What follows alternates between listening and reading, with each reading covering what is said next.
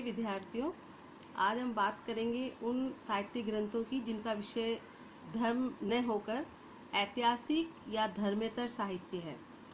ऐतिहासिक या धर्मनिरपेक्ष साहित्य को तीन भागों में बांटा जा सकता है। प्रथम है लौकिक एवं अर्ध ऐतिहासिक साहित्य, दूसरा है ऐतिहासिक साहित्य जो पूरी तरह इतिहास पर आधारित है, और तीसरा है क्षेत्रीय भाषाओं में रचा गया साहित्य।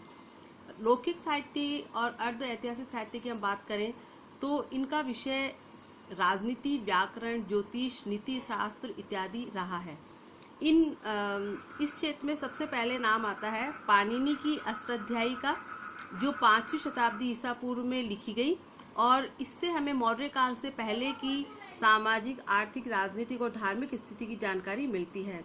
दूसरा स्थान आता है कौटिल्य का अर्थशास्त्र का। अर्थशास्त्र मौर्य काल का प्रमाणिक ग्रंथ माना गया है, और ये राजनीति शास्त्र और लोक प्रशासन से जुड़ा हुआ विषय इसका रहा है, और इससे हमें मौर्यकालीन प्रशासनिक व्यवस्था, सभ्यता और संस्कृति की प्रमाणिक जानकारी प्राप्त होती है।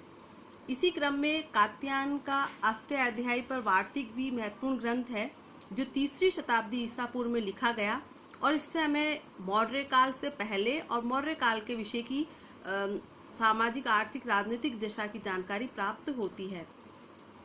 पतंजलि का महाभाष्य, जो कि 2य शताब्दी ईसा पूर्व में रचा गया, इससे हमें शुंग काल की इतिहास की जानकारी मिलती है, और साथ ही यवनों के द्वारा भारत पर किए गए आक्रमण की जानकारी भी इससे उपलब्ध होती है। गार्गी संहिता, जिसकी रचना संभवतः प्रथम शताब्दी ईसा पूर्व में की गई, इससे भी हमें यवन आक्रमण की जानकारी प्राप्त होती है। कामंदक का नीतिसार गुप्त काल में रचा गया, और ये राजनीति शास्त्र का एक प्रमुख ग्रंथ है। तो इस प्रकार ये प्रमुख ऐसे ग्रंथ है जिनका विषय जो है लौकिक या अर्ध ऐतिहासिक है।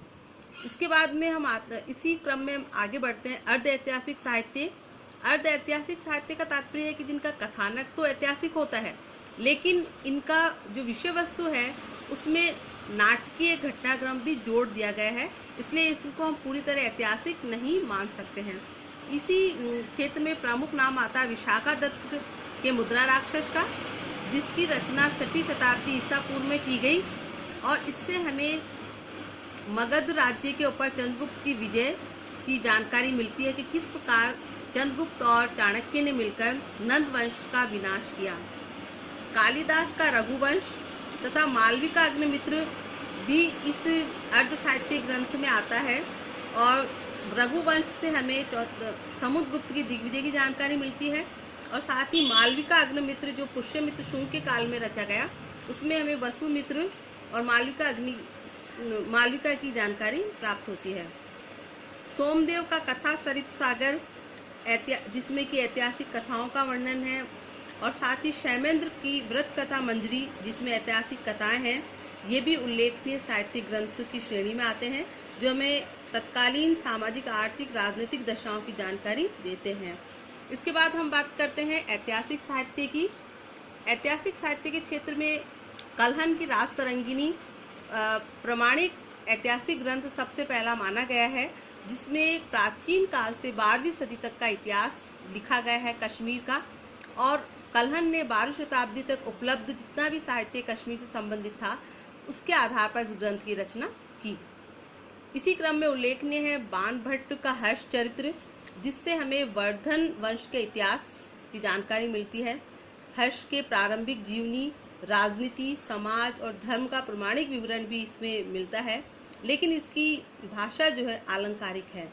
इसके बाद हम बात करेंगे बागपति राज द्वारा रचित गौड़वह की, जिसका विषय वस्तु कन्नौज के राजा यशोवर्मन पर आधारित है, और हमें कन्नौज की तत्कालीन परिस्थितियों की जानकारी इससे प्राप्त होती है। इसके बाद हम बात करते हैं बिल्हन के विक्रमांक देव चरित की, जिसमें कल्याणी के चालुक्य राजा विक्रमादित्य के काल का विवरण मिलता है। इसी के साथ साथ पद्मगुप्त परिमल द्वारा लिखा गया नव सहसांक चरित भी उल्लेखनीय है, जो परमार वंश के ऊपर प्रकाश डालता है।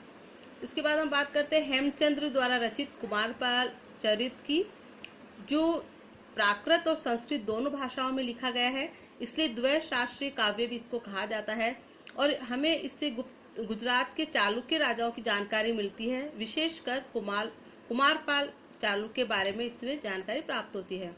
इसके बाद जयानक का पृथ्वीराज विजय जो कि चौहान वंश पर प्रकाश डालता है, ये भी एक ऐतिहासिक ग्रंथ की श्रेणी में आता है। इसके बाद हम बात करेंगे क्षत्रिय भाषाओं के साहित्य की, जिसमें संगम साहित्य उल्लेखनीय है, जिसके दो प्रमुख ग्रंथ शिलप्पदिकारम और मणिमेखलई जो कि तमिल भाषा में लिखे गए, जो हमें संगम काल के साहित्य, समाज और राजनीति के बारे में जानकारी उपलब्ध करवाते हैं। इसके साथ साथ कन्नड़ भाषा में राष्ट्रकूट राजा नृपतरंग ने 9वीं शताब्दी में लिखा था कवि राजमार्ग। इसी के साथ साथ कन्नड़ कवि पंप ने विक्रमार्जुन विजय की रचना की, जिसे पंप भारत कहा जाता है। इसकी रचना 10वीं शताब्दी में की गई। इसी प्रकार रण, जिसने साहस भीम विजयम की 10वीं शताब्दी में रचना की, और पृथ्वीराज रासो, बीसल देव रासो, खुमान रासो आदि भी क्षत्रिय भाषाओं के ग्रंथ हैं, जो हमें तत्कालीन राजस्थान के पृथ्वीराज तृतीय के बारे में जानकारी उपलब्ध करवाते हैं। और इस प्रकार हम देखते हैं कि धर्म के अलावा प्राचीन काल में अनेक ऐसे ऐतिहासिक और अर्ध ऐतिहासिक और क्षेत्रीय भाषाओं की साहित्य की रचना हुई, जो हमें उस समय के लौकिक जीवन के बारे में, खासतौर पर राजनीति, प्रशासन, व्याकरण, ज्योतिष, नीति शास्त्र आदि के बारे में महत्वपूर्ण और प्रमाणिक जानकारी उपलब्ध करवाते हैं। धन्यवाद।